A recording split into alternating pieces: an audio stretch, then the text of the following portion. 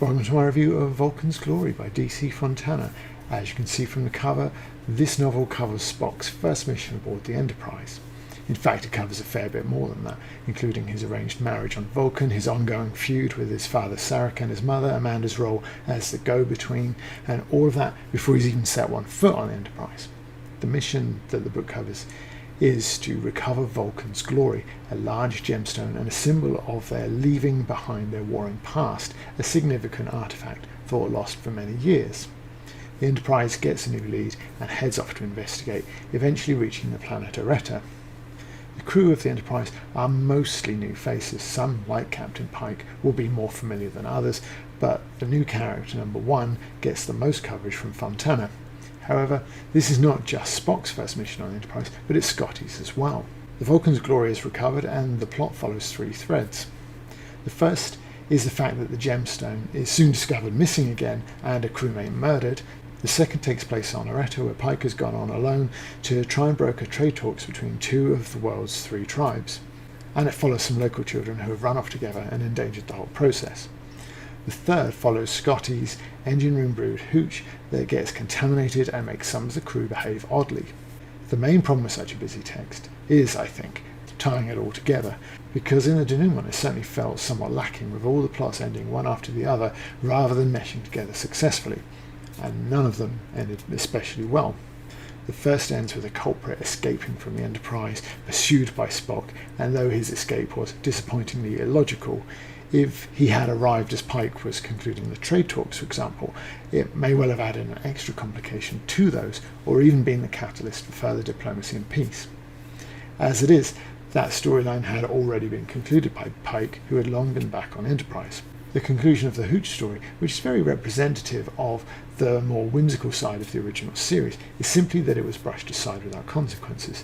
A touch disappointing because, again, intoxicated crew members or some other side effect of the contamination could also have complicated the trade discussions, or an explosion could have been threatened on the ship and provided a time limit, or even the hooch could have been a product of such desirability that it too could have helped with the trade talks. None of this is a great disappointment in itself, but from an accomplished screenwriter such as Fontana, I was expecting a stronger, more unified ending than the one the novel provides, which fails here in a fairly simple but also quite an obvious way. It's a touch disappointing. Further, the sheer weight of things going on in the trivial story format means that in this instance, 1 feels underdeveloped, which in a triad of 1 brutal murder, 2 minor tribal dispute, and 3 getting a bit drunk, it's the first one which simply should not happen because clearly there the stakes are higher. Fontana's juggling of all those threads, though, left me with the feeling that the crew were neither affected by or interested in the death of their crewmates anything like enough. Because, make no mistake, handling all of the threads of the novel expertly would have taken some serious doing, because not only is this Spock and Scotty's first mission on the Enterprise, it also introduces an almost entirely new bridge crew, and it has to find something for all of those people to do as well. Pike is, of course, familiar to most of us, and will probably be to even newer fans brought to the franchise by Star Trek Discovery. We learn here a little of his love life, but with so much going on in a very busy, if a tiny bit slow opening, this is pieced to us as readers as we go along. But knowing little about this incarnation of Pike, we see his crew expressing concern about his changed behaviour, and it seems like a further storyline. What is wrong with Pike? But with all the new faces around, there's not enough done with him for the story to really amount to much, with hints perhaps of a sequel offering some resolution. We're also introduced to a few other faces, the most prominent of which is number 1. A title received not just by being Enterprise's executive officer, but also because number 1 is genetically bred to be the finest example of her generation of her species. Unsurprisingly, this leads to her aggressively swimming the Mary Sue waters that so many of these characters do. In the early going, so much so that I actually took a bit of a dislike to her, especially the unexplained lack of a name. Though later we do get an explanation and a fair bit of backstory that explains much of this in a way that's far more satisfactory than other franchises have managed, and the text was not written in the current era, so it's generally more forgivable. However, the examples that you can see on your screen certainly show that Fontana lays on number 1's extreme capability, fantastic looks, etc., just a little bit too thick. And this last one is particularly poor, with the last 2 sentences reading rather more like the author fawning over the creation than the character Boyle. I think that this would look better like this. I think, allowing for the age of the text and its intended audience, Fontana just about gets away with number one. I say just about because if I asked a bunch of random Trekkies to name a Star Trek character from the following clues: name an Enterprise bridge officer with superior physical and mental capabilities but some social awkwardness, I suspect I would get an awful lot of people saying Spock. And as presented here, the two are broadly similar levels of humorless know-it-all, with Pike more than once wondering if there are any weaknesses in the ship's newest Vulcan crew member. And as you can see from the last example here, we have at the same time number one misreading social cues in a way that is very Vulcan. And as much as I love the character Spock, I wonder if the Enterprise really needs two. And here we actually get three, because we also get T'Pri, the Vulcan love interest, who is naturally physically and intellectually superior as well. Her social skills, however, are slightly more developed, and she sets about wooing Spock. Their blossoming relationship and all the hurdles thrown in its path. Are we up to an D plot now, or an E plot? Maybe even an F. But it's actually one of the better developed parts of the book, with just one exception. The conversation that begins with Lieutenant Commander Blank has been murdered and somehow ends with sex. This goes back to what I was saying earlier about nobody seeming to be affected or interested in the murders of their crewmates as much as they should be.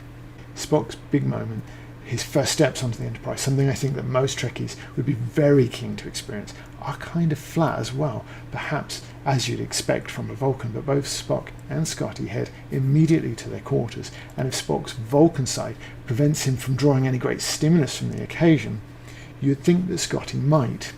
Instead, Fontana does little with the difference between the two men. She juxtaposes the two scenes without showing a significant difference between them. And while it may not be canon, it might have been fun to contrive a reason, something to do with the ongoing refit that Fontana mentions perhaps, to put them both in the same room for the time being. Having Scotty's enthusiasm bounce against Spock's stoicism for a while would probably be a joy for most Trekkies. If Spock and Scotty's arrival on the Enterprise is a big moment for Trekkies, this can only underwhelm, and instead of moving us to nostalgia-flavoured tears, Fontana actually fails another basic writing test, Chekhov's gun, no relation. She writes half a page on Scotty bringing and mounting his family's greatsword in his quarters, an item that is never seen, mentioned or used at any point in the text. Additionally, the anti-racism message of the text is undermined in the early going by Pike, no less, who muses to number one, "I'm not sure I'm going to like a Vulcan on the bridge." It's a strange and anti-Trek moment of prejudice, very different to the later developed but earlier set interactions of Jonathan Archer and co. And Pike already has 12 Vulcans in his crew. It's really odd for him to say that. I know that my review will seem incredibly negative, but the novel certainly has its good points. It was interesting to see a new or old crew at the controls of the Enterprise. The text, despite my relentless nitpicking, does generally hit the right notes. It just needs to be either streamlined, for example, bringing Spock to a ship that had more of the original series crew in place already would mean less room was needed to set up and develop so many fringe characters. Perhaps dropping some of the many lesser plot threads would allow more focus on the things that do work. It might mean a smaller but a more satisfying text. Alternatively, the novel could go the other way and be expanded enough to really develop the things that could work a little better than they do here. As a Heinlein fan, I got a real kick out of Fontana using the word Waldos to describe the engineering robots. There are no planets exploding here, very little action of that kind in fact, and in that it definitely feels like old school Trek in a way that is very welcome. The Hooch storyline, despite its disappointing lack of an impact on the other plot threads, felt the most Trek of the three, with a few light touches of humour. The way the three stories weave together is, until the finale, pretty good, not forgetting what I've already said about the murder mystery story. The treatment of Pike number one was slightly flawed perhaps, but decent enough, especially her relationship with Ensign Berry, which came close to capturing some of what we've seen elsewhere between Spock and Kirk or Data and Geordi. In a different era, when a character like number one would have been slightly less common, I think she'd have had twice the impact that she does now, and I think that Spock and T'Pri's relationship was better than you might expect from some of these tie-ins as well. Overall, this is busy enough and gets the Trek vibe right enough that it feels at home in Star Trek canon. My excessive nitpicking is born out of a touch of disappointment that it didn't quite make the most of its strengths, especially free of the limitations of an episode's runtime. There's no reason why Fontana couldn't have developed some of her stories a touch more. Trekkies introduced to the series by Captain Pike's more recent portrayal will probably not find much here to their tastes, but it scrapes a recommendation for those raised on the nostalgia of the original series or The Next Generation, who may find that it tickles their nostalgia bone just enough. Thank you for watching. After you finish clicking like and subscribe, feel free to check out some of my other reviews. In the description you will find links to my other Star Trek novels that I've reviewed here. So all that's left for me to say is live long and prosper.